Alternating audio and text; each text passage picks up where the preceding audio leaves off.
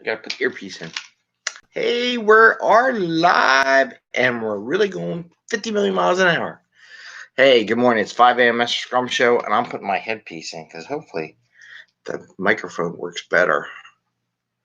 I got these. I don't know what they're doing. No thanks. I got all kinds of things. YouTube looks weird this morning at 5 a.m. in the morning. It's actually started at 5:59, so we're getting there. Back to normal. Actually, my son woke up and said, "Go do your show." Actually, I was awake, but I was laying on the couch. Anyway, he's like, "Time to do your show, Dad." I'm like, "Okay." I hope you're doing well. It's 5 a.m. Mester Scrum Show. I am Greg Mester, Scrum Master and Agile Coach. And here we talk about Agile and Scrum in a very practical and tactical way so that you can deliver value to your customer. Get home to family or friends by not working a 60 to 80-hour work week and have a little fun along the way. And this morning, at 2 o'clock in the morning, I was sitting on a meetup. It was fun. I like going around. When I join meetups for the Agile meetups, and the beautiful thing right now is meetup.com has gotten rid of the limitation on regionalism on their choices. So you can check any distance away from your local town. And one of the meetups I joined a while back was the Auckland, New Zealand. So they were having a thing. So I joined their little Agile Coffee. Talk about Agile. It was a good conversation. Got a whole book list that I got to go read. And that'll be fun. That was from Paul. He gave us a book list they had from another website, which I have to look at. I don't know if I can read all that, but it was pretty cool. Great conversation. Enjoyed it. And that was only 4 hours ago, right? And so now today's a new day. And looking forward to what's going to happen. What do I want to talk about today?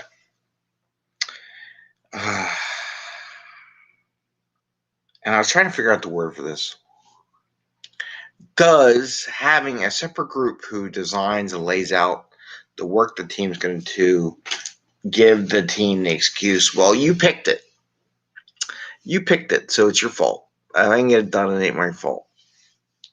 And the reason why I asked that question, I see a lot of organizations. We were talking about it last night a lot, too, about having separate organizations spin out to do the market research, provide the information for the dev team to code and test their product. And it has two parts to it. One, I want to talk about that. And then the second part, I want to talk about utilization, which I think we're overutilizing the utilization term and process. So when you have a separate group that does the marketing, they do the UX, or used to call it UI layouts, and put pixel perfect and make it look pretty, and design the focus group and interface with the customer and figure out what's needed. And there is something to that. Business should say, this is what we need. But when they do all the focus group and draft up some draft looks and everything like that, does that lead the development team or Scrum team or any team into a mentality, well, you picked it and that was your choice? And then it leads them to, well, we can't get started. Our definition ready is not complete because we don't have 100% of the UX drawings or the pictures or what you want done. So we can't start work because we have no idea what it's going to look like. And so we're not going to start. And I always wondered if that gives the teams an excuse to not get stuff done. It demotivates the team because it's really not theirs. And there's in that process. I'd like to see the teams participate more in the marketing side of the house too, where they're a part of the focus group. They attend the focus groups. So when a draft or a small piece, like in the book The Sprint by Knapp, where he has a small segment, they demonstrate to the customer, they get feedback, they see what they like. I like the idea of the development team being part of that. I don't know necessarily if that can happen with large corporations and this ever expanding version of put more resources on so we could solve the problem. I don't know if it can happen in those larger, but definitely in smaller groups, mid-sized organizations, small organizations. I think the dev team really benefits. I think the company benefits from the group having a part in the development process, right? It's just something to think about because it is, they're so distanced now from the customer that most dev teams don't have anything. We talked about that yesterday. Well, we have development teams, Scrum teams, whatever you want to call them, that are coding stuff that aren't anywhere in the country that the product's going to be worked on or used. They are never going to use the product. So they have no idea how the product's used or any feedback or any thought on how the customer actually operates. They may design something that totally doesn't work. I noticed yesterday that YouTube has a bug. Their bug is the fact that you can't put tags on your videos. I reported it. Still there, but it's kind of like, okay, the tags disappeared off the screen. That's not necessarily a customer thing, but it is something that says, hey, I can't get this into the search engines very well without the tags, because it likes tags. They do. So I don't know what to do about that, but I did submit it. I do let them know when there are bugs.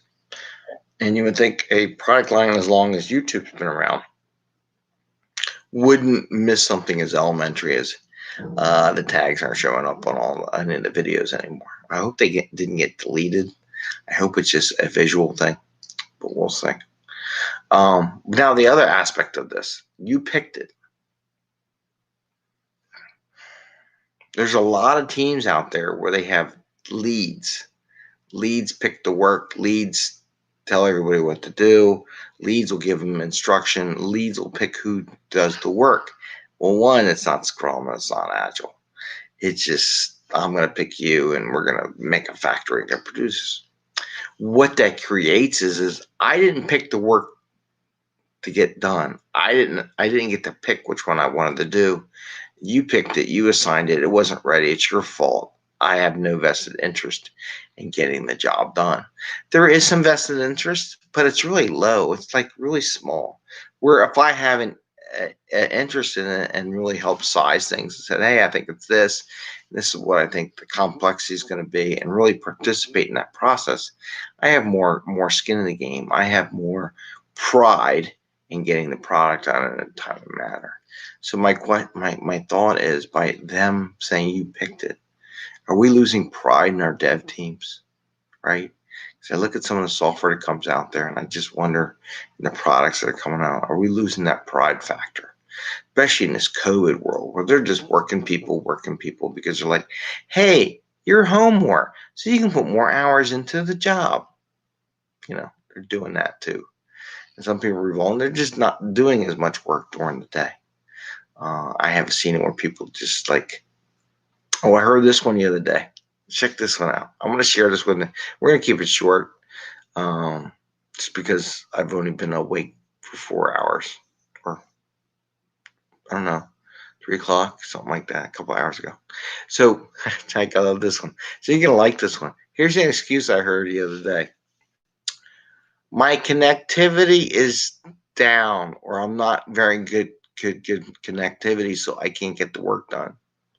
Do you like that one? I heard that one the other day. Someone told me that and says, yeah, you never notice that everybody says they're connected, they have connectivity issues. Guess what? That thing, a connectivity issue, is they're not very happy. I just want to share that one with you. So if you hear your team saying got connectivity issues, you might have a problem. All right. Anyway, that's all I got for today. Keep it short. It's almost 9 minutes though. Give us a thumbs up, if you like the show, what we're doing. Give us some ideas for an experiment. There was a post up there about a comment about,